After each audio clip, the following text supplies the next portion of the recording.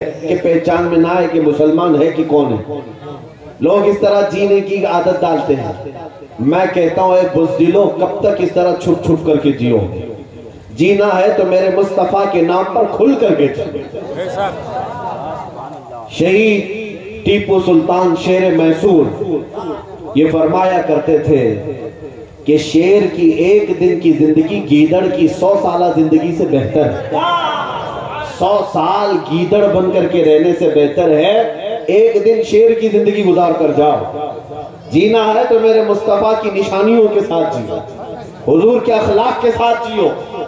تمہیں کس بات کی شرم ہے، کس بات کا عیب ہے؟ تم یہ سمجھتے ہو کہ روزی نہیں ملے گی، نوکری نہیں ملے گی، لوگ تانا دیں گے، ملا مولوی کہیں گے، تو پھر نبی کا نام کیوں لیتے ہو؟ محبت کا نعرہ لگاتے کیوں؟ اس رسول سے اگر سچی محبت ہے تو ان کے اخلاق اور عادت سے بھی محبت کرو، ان کے کردار سے بھی محبت کرو. ایسا نہیں ہے کہ صرف زبان سے نعرہ لگاتے رہیں اور ان کا کوئی عمل تمہیں پسند نہ ہو.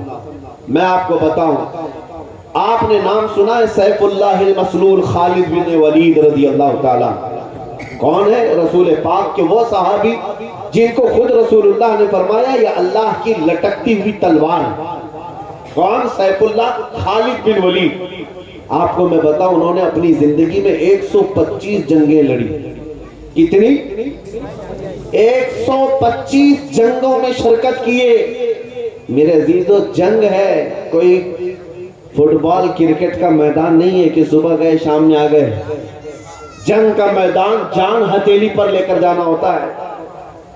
اور خالد بن ولید خود فرماتے میرے پورے جسم میں ایک بالشت جگہ بھی باقی نہیں جہاں تیر اور نیزے کا نشان نہ ہو.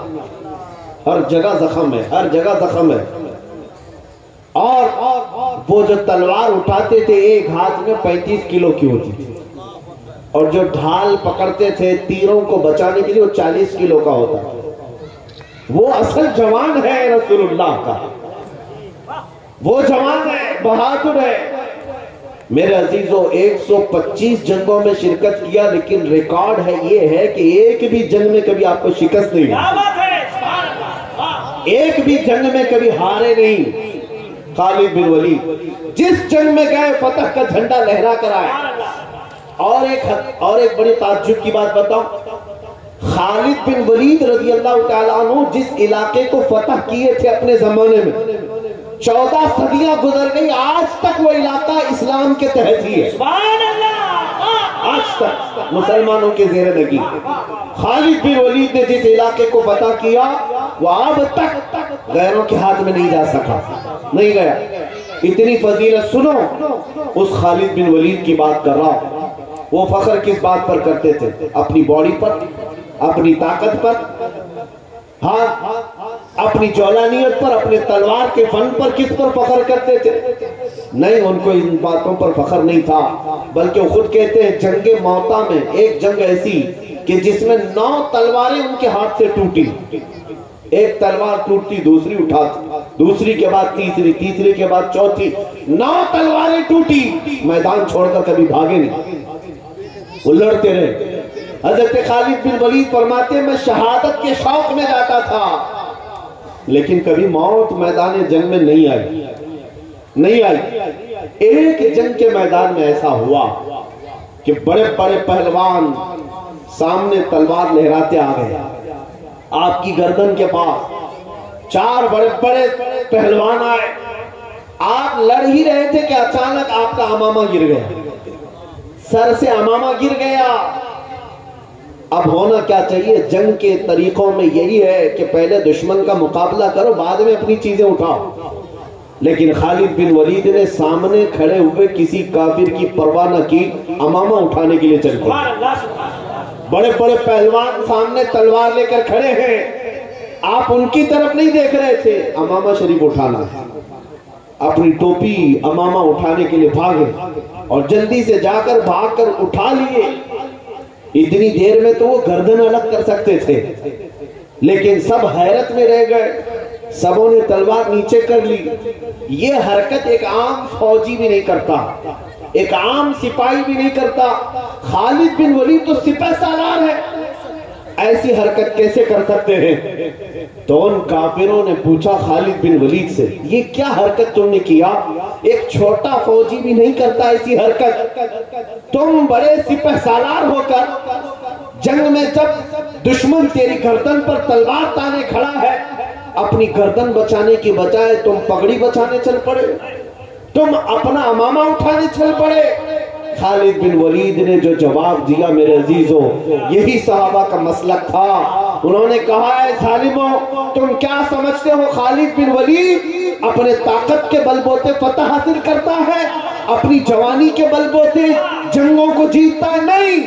سنو، بات دراصل یہ ہے کہ یہ امامہ صرف امامہ نہیں، اس کے اندر میرے مصطفیٰ کے 3 منہ مبارک رکھے ہیں، اس کے اندر رسول اللہ کے 3 بال مبارک ہیں، اور میرا یقین یہی ہے میں اپنی طاقت کے بل بوتے نہیں جیتتا، بلکہ جس جنگ میں بھی مجھے فتح ملتی ہے وہ رسول اللہ کے منہ مبارک کی بدولت۔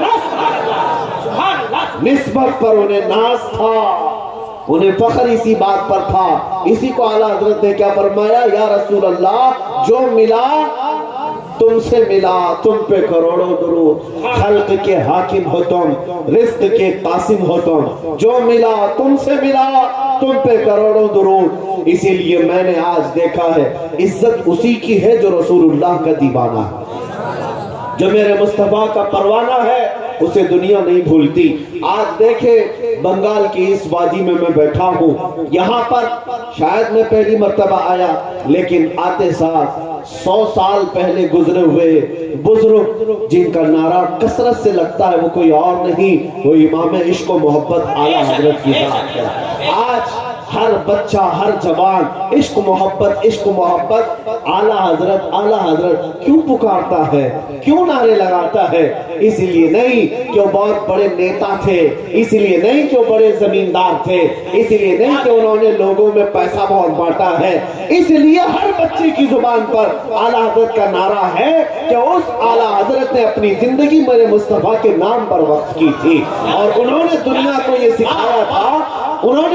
یہ سکھایا تھا کہ جینا ہو تو اے لوگوں ایسے جیو کہ حضور کو پکار کر یوں کہو، یا رسول اللہ چمک تجھ سے پاتے ہیں سب پانے والے، میرا دل بھی چمکا دے میرا دل بھی چمکا دے چمکانے والے۔ اس اعلیٰ حضرت نے جو عشق رسول کا درس دیا، اس لیے مولا کریم نے آج نہ ان کا نام مٹنے دیا ہے، نہ ان کا کلام مٹنے دیا۔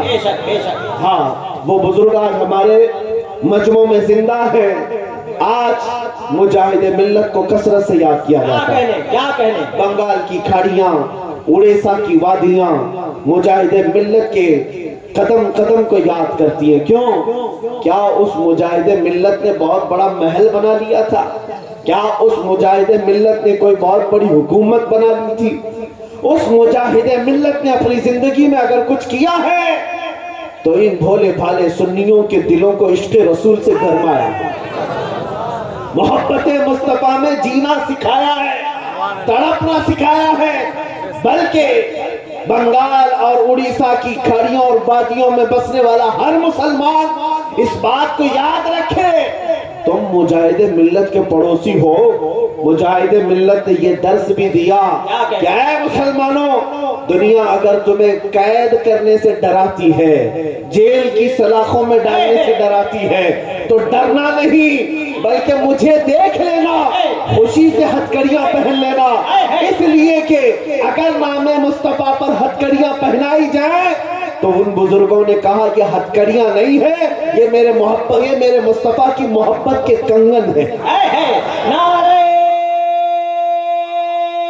تکبیر، آج کے نعرہ رسالت، نسل کے اعلیٰ حضرت، فیضان حضور مجاہد ملت، ہمت مجاہد ملت، بستی بستی کریا کریا، دیکھو دیکھو کون آیا، زندہ باد۔ میرے عزیز، بس میں یہی چاہتا ہوں کہ تمہارا جذبہ برقرار رہے، دنیا جو لوٹنا چاہے لوٹ لے، ہم دنیا کے لیے نہیں آئے۔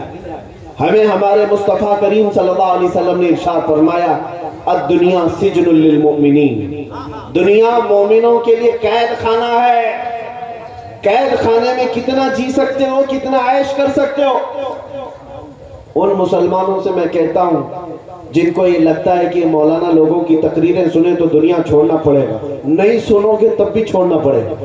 ملک الموت تو آنے والے ہیں، آئیں گے آج یا کل، کبھی تو آئیں گے، پکڑ کر لے جائیں گے۔ کوئی بھی پراپرٹی والا، کوئی زمیندار ہمیشہ رہنے کے لیے نہیں آیا۔ مجھے کوئی گارنٹی دے کر کے بتائے کہ میں 100 سال جینے والا ہوں، بتا دے کوئی۔ کسی کو کل تک کی گارنٹی نہیں ہے، 100 سال بہت دور کی بات۔ مومنوں تمہیں یہاں ہمیشہ رہنا نہیں ہے۔ اگر دنیا لوٹتی ہے تمہارا سامان تو لوٹ لے، کچھ فرق نہیں پڑتا۔ جہاں ہمیشہ کے لیے جانا ہے وہاں بادشاہت تو میرے مصطفیٰ کی، عرش حق ہے مسند رفعت رسول اللہ کی، اور دیکھنی ہے حشر میں عزت رسول اللہ کی۔ اور اعلیٰ حضرت نے ہمیں یہی سکھایا ہے، ہم رسول اللہ کے، جنت رسول اللہ کی۔ قیامت کے دن جس کے تم نام لیوا ہو اس کی حکومت تو ہے، جہاں سب تمہیں للکار دیں گے۔ سب نے صف محشر میں للکار دیا ہم کو۔ اعلیٰ حضرت نے یہی فرمایا، آدم علیہ السلام سے لے کر عیسیٰ علیہ السلام تک ہر نبی جب یہ کہہ رہے ہوں گے کہ آج جاؤ کسی اور کے پاس، اس وقت بتاؤ کون ہے جو کہتا ہے آ جاؤ میرے پاس؟ کون ہے جو کہتا ہے آ جاؤ میرے پاس؟ وہ کوئی اور نہیں، وہ آمینہ کا لال مکین گنبد خضرا، ہم غریبوں کے آقا و مولا محمد رسول اللہ کی ذات ہے۔ وہ تمہیں وہاں پر بھی مدد کے لیے بلا رہے ہوں گے۔ آؤ سنو، میرے آقا صلی اللہ علیہ وسلم فرماتے ہیں کہ قیامت کے دن صحابہ نے پوچھا آپ کا کیا حال ہوگا، آپ کس کیفیت میں ہوں گے؟ تم جھوم جاؤ گے دیوانے۔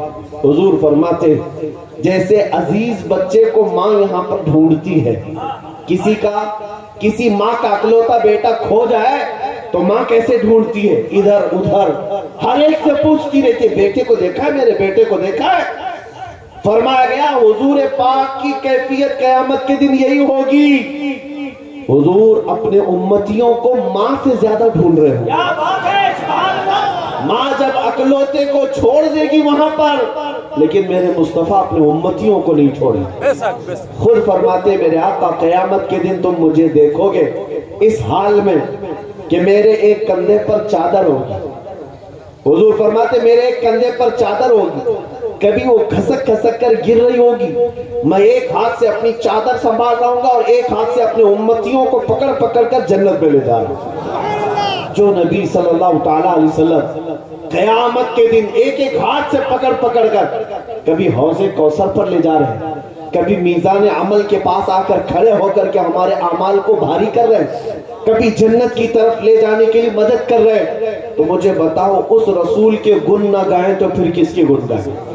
اس رسول کے لیے نہ جیئیں تو پھر کس کے لیے جیئیں؟ دنیا میں تم جس کی جے وجے کرتے گھومتے ہو، یہ پارٹیاں آج ہیں کل چلی جائیں۔ ان کا حال یہ ہے کہ ہم نے دیکھا ہے جو نیتا بیچارے پارٹیوں میں 40-40 سال ان کی جوتیاں اٹھا اٹھا کر گھومتے تھے، اب بوڑھے ہو گئے تو پارٹیوں نے انہیں بھی سائیڈ لگا دیا، کہا اب تمہاری ضرورت نہیں ہے، اب تمہاری ضرورت نہیں ہے۔ یہی حال ہوگا۔ یہ دنیا ایسی لیلا ہے جو روز شوہر بدلتی ہے، یہ دنیا ایسی لیلا ہے جو روز مجنو بدلتی ہے، اور یہ پاگل ہیں جو عزت ان کی جوتیوں میں ڈھونڈتے ہیں۔ بوڑھے ہو گئے تو تمہیں پارٹی سے بھی نکال دیا، بوڑھے ہو گئے تو تمہیں سائیڈ لگا دیا کہ اب تمہارا کام نہیں، بیٹھو کنارے دیکھو ہم حکومت کریں گے۔ لیکن ہم نے دیکھا